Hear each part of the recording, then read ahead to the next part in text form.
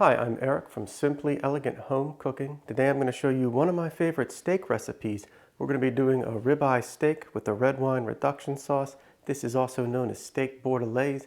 It's a very fancy French bistro restaurant quality dish, but you can put it together in your own home kitchen and it's not even that difficult, and it's sure to impress your friends and family. Stick around, I'll show you how it's done.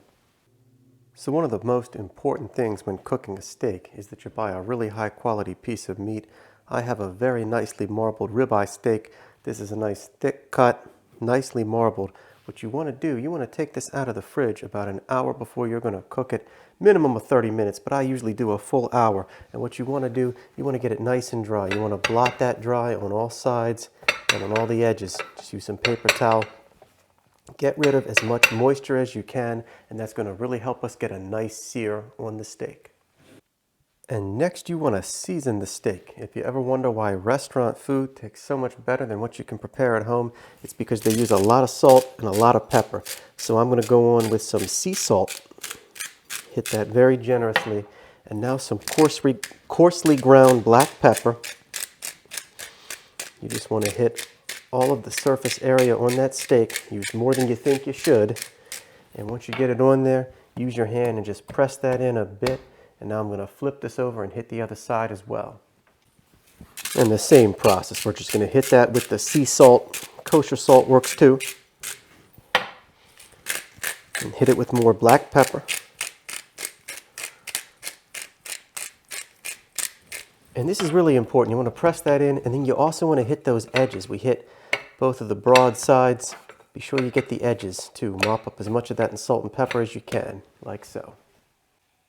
And what I'm doing now, I have an oven preheated to 400 degrees Fahrenheit, and I also have this 12-inch stainless steel skillet preheating on medium-high heat. You want to be sure that you use a fairly large skillet, a little bit larger than you need for the steak. And the reason is, when we make this pan sauce, you want a lot of surface area on the bottom of that pan. It's going to help us reduce it down quickly. So we just need to let this come up to full heat. You want to get it really, really hot before you add your steak. That's very important. Okay, and a few minutes later, our skillet has come up to full temperature. At this point, we're going to add a little bit of neutral flavored oil. You don't need too much. Just need to get a nice sear. So you want to get that in the pan, swirl it around nicely to coat. And now we're going to lay our steak in. You want to kind of lay it away from you, like so. And we're going to let this sear for about 2.5 minutes on each side. We want to get a nice crust on the exterior of the steak.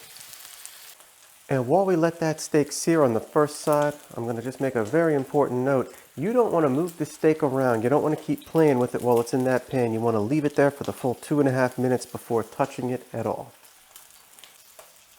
Okay, and we're 2.5 minutes in. This is a perfect time to give it a flip. You'll notice that pulled right up off the pan. It didn't stick. When you let that sear on high temperature and don't play with it, it'll come right off the pan easily. If it sticks, it's not ready yet. Now we just need to let the other side go for about 2.5 more minutes. Okay, now we're 2.5 minutes in on that second side, and what I want to do now is I want to sear that fat cap a bit. You want to just hit it on the side as well and render as much of that fat as you can. We just need to let this one go for about a minute on each side. And be sure to hit the other edges too.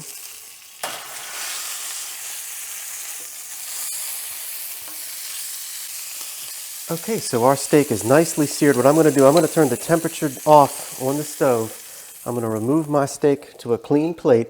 Now we're going to finish that in the oven, but what I want to do first is I want to get the sauce going. You can take the whole skillet and put it in the stove, but I like to cook the pan sauce while I finish that steak in the oven. Okay, so I have poured out the excess oil. I left a little bit in that pan, and what I want to do next, I want to add in some shallots that I have sliced up. Going to add in some garlic cloves, and what we want to do, we just want to let this sear a bit. We're going to deglaze the pan in just a moment, but we want to get these going and get just a little bit of color on them first. So we'll let those go just a moment.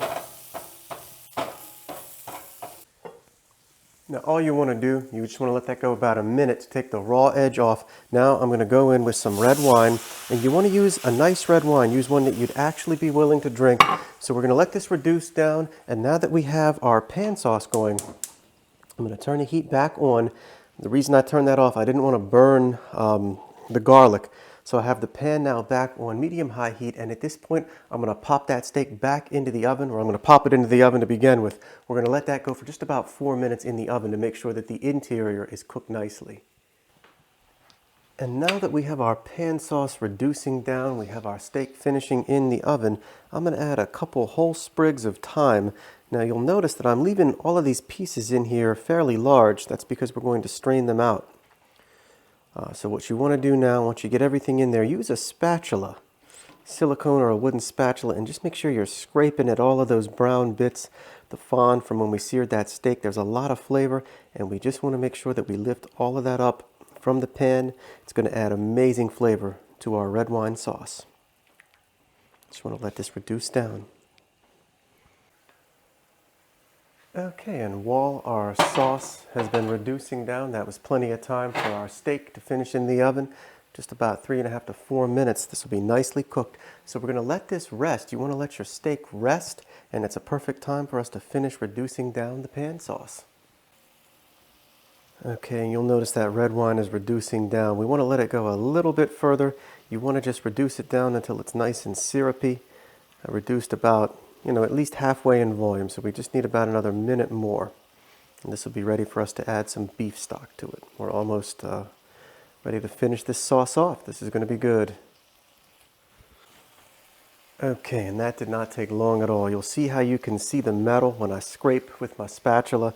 That is when you know your red wine is reduced down enough. At this point, we can add the beef stock. You don't want to add too much. We don't want too much volume. I'm going to go in there with just about a half a cup of homemade beef stock. It's very important to use homemade. You want to get that in there. We still have it on medium-high heat. Now we're just going to bring this back up to temperature and reduce it down again. And once we reduce this down again to a thick, syrupy consistency, we will be just about ready to serve this Bordelaise red wine sauce up with our ribeye. Okay, so this is reducing down nicely. We just need about another minute or two, and our sauce is going to be ready. Okay, and when your sauce looks like this, it is ready to be finished off. So if you've watched my videos before, cooking a steak with the pan sauce, you know what I'm about to do. What you want to do here, you want to turn the heat off. And with the heat off, you want to go in with a large knob of cold butter. You want to get that in there and just move this constantly. This is just going to add a nice sheen and some amazing flavor to the red wine pan sauce. And once this fully incorporates into the sauce, this is going to be ready to serve up. This is going to be really, really good with that steak. So we'll check back in just a moment once our butter is fully melted into this sauce. And somehow I almost forgot a really important step. One thing you want to do, you want to take any juices that have accumulated from that resting steak and you want to let those drip in. I should have done this earlier before adding the butter, but it's not a big deal. So we're going to get that in there and continue to stir this up. It's almost fully incorporated. Okay, and that is what you're looking for in the finished product. That is a nice, thick, rich sauce. Those flavors from the red wine and the beef stock, the herbs, garlic, shallots, they've all been reduced down.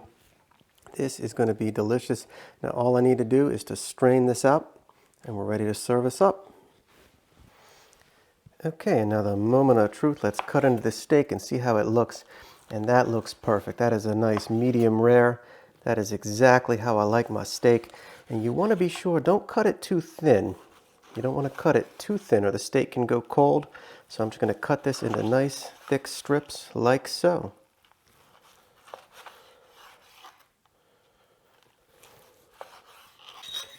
So our steak is cooked perfectly. Now we just need to go on with some of that delicious red wine pan sauce. Like so.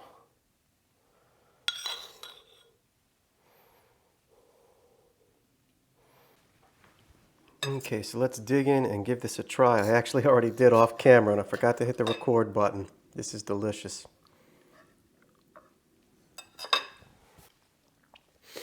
So we cooked that steak perfectly, still nice and medium rare on the interior. It's really important not to overcook your steak when you buy a nice cut of meat like this. And that sauce is just so exquisite. The flavors are so concentrated from the red wine, the beef stock, all of that seasoning with the salt and pepper, the fresh thyme, garlic and shallots. This was incredible. I really hope you enjoyed this dish.